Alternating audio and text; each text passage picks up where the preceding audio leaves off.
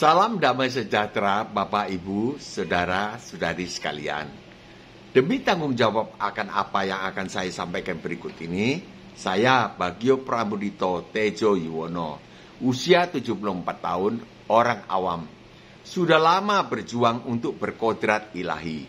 Bersama istri sejak 1978, diajar oleh gembala gereja, sampai sekarang dan akan seterusnya memproteksi diri dari pencemaran rohani, tidak nonton film bioskop atau sinetron, tidak membaca novel, kisah apapun, tidak nonton tinju, gulat, dan semacamnya. Nomor HP Japri saya adalah 0852 9898 1948. Pada tahun 2018, saya bermimpi mendengar suara laki-laki berwibawa dari langit yang intinya menyuruh saya memberitakan Injil yang tertulis di Markus 16. Saya yakin itu adalah suara Tuhan. Saya memegang erat prinsip tidak intervensi kepercayaan orang lain. Video ini adalah bentuk kesetiaan saya menjalankan satu talenta yang telah saya terima dari Tuhan. Matius 25 ayat 26. Saya tidak mau digolongkan sebagai hamba yang jahat dan malas. Jika Bapak, Ibu, Saudara-saudari ingin mendapat kiriman topik yang lain dari YouTube, silakan ketuk tombol subscribe, kemudian tanda bel, serta tanda jempol yang ke atas. Jangan jempol yang ke bawah loh. Syukur kepada Allah, inilah unggahan video saya yang ke-50. Senin 18 Juli 2022 dengan topik Allah orang Kristen menghukum dosa tetapi menyelamatkan orang berdosa. Saya ulangi, Allah orang Kristen menghukum dosa tetapi menyelamatkan orang berdosa. Suatu anugerah bagi semua orang bahwa oleh sebab kemahakudusannya Allah orang Kristen menghukum dosa, namun karena kasih-Nya tidak menghukum orang berdosa. Roma 8 ayat 3-4. Sebab apa yang tidak mungkin dilakukan oleh hukum Taurat karena tak berdaya oleh daging, telah dilakukan oleh Allah dengan jalan mengutus anaknya sendiri di dalam daging, yang serupa dengan daging yang dikuasai dosa karena dosa. Ia, Allah, telah menjatuhkan hukuman atas dosa di dalam daging, supaya tuntutan hukum Taurat digenapi di dalam kita, yang tidak hidup menurut daging, tetapi menurut roh. Uraian arti ayat ini adalah sebagai berikut. Manusia gagal melakukan perintah hukum Taurat karena nafsu dagingnya, sehingga jatuh ke dalam dosa.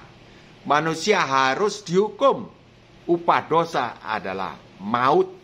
Roma 6:23. Allah orang Kristen mengambil alih hukuman umat manusia akibat dosa-dosanya itu dengan jalan mengutus Yesus Kristus yang semula tinggal di sorga, tidak berdaging, diutus di dalam daging, dikandung dan dilahirkan oleh Santa Maria atau Siti Maryam, menjadi manusia yang dagingnya serupa dengan daging kita, namun tidak berdosa. Allah orang Kristen ini telah menjatuhkan hukuman atas dosa manusia di dalam daging Yesus Kristus yang tidak berdosa. Tujuan Allah orang Kristen ini adalah supaya tuntutan hukum Taurat digenapi di dalam umat manusia. Artinya, apa yang dituntut oleh hukum Taurat, yaitu manusia harus dihukum akibat dosa-dosanya, hukuman itu digantikan oleh Yesus Kristus yang tidak berdosa. Sasaran yang dicapai oleh Allah orang Kristen adalah hukum Taurat dibuat tidak mempunyai kuasa untuk digunakan menuntut umat manusia supaya dihukum. Akibatnya, manusia tidak dituntut lagi untuk dihukum. Umat manusia menjadi selamat. terhindar dari murka Allah yang akan datang. Dengan catatan, jika orang memberi respon, saya mau digantikan hukumanku oleh Tuhan Yesus. Selanjutnya, setelah selamat, umat manusia dituntut tidak hidup menurut daging, melainkan harus hidup menurut roh. Apa itu hidup menurut daging? Galatia 5:19. Perbuatan daging telah nyata, yaitu percabulan, kecemaran, hawa nafsu. 20. Penyembahan berhala, sihir, perseteruan, perselisihan, iri hati, amarah, kepentingan diri sendiri, percideraan, roh pemecah. 21. Kedengkian, kemabukan, pesta pora, dan sebagainya. Terhadap semuanya itu kuperingatkan kamu, seperti yang telah kubuat dahulu, bahwa barang siapa melakukan hal-hal demikian, ia tidak akan mendapat bagian di dalam kerajaan Allah. Apa itu hidup menurut roh? Galatia 5:22. Tetapi buah roh ialah kasih, sukacita, damai sejahtera, kesabaran, kemurahan, kebaikan, kesetiaan, penguasaan diri. Ada 9 buah roh.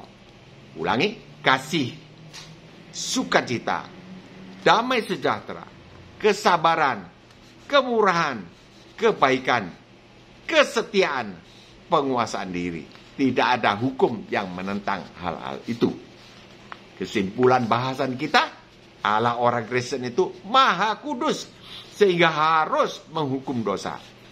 Di samping itu, beliau adalah maha pengasih penyayang, sehingga berupaya menyelamatkan umat manusia yang berdosa. Diharapkan responnya, saya mau diselamatkan.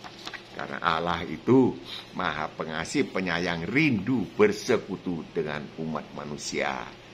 Sekian bahasan kita. Tuhan Yesus memberkati.